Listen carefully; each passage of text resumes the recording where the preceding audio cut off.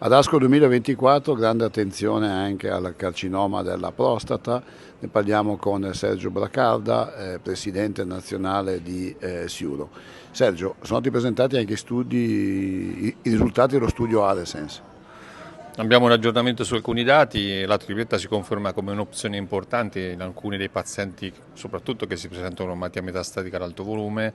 Stiamo cercando di capire quando effettivamente questa opzione terapeutica importante naturalmente possa dare dei risultati. I risultati sono al momento estremamente performanti, la tossicità è accettabile, dobbiamo vedere quando questo naturalmente è vantaggioso rispetto a una doppietta. Ecco, ci sono alcuni dati molecolari, biologici che stanno arrivando, che sono stati anche in parte presentati, che potrebbero aiutare a capire questo. Rimane sicuramente un dato che rappresenta un po' l'asticella su cui confrontarsi per quanto riguarda la sopravvivenza di pazienti con un carcinoma prostatico ormonosensibile alla diagnosi. Ecco, quali le novità in questo ambito? Ma abbiamo molti dati sul DNA circolante, un po' per tutte le patologie oncologiche, compreso il genito urinario, come conferma, diciamo così, come monitoraggio, un po' quello che una volta erano le cellule tumorali circolanti, ma con un dato molto più rappresentativo, non legato alle 4-5 cellule che trovavamo, ma più rappresentativo del volume di malattia.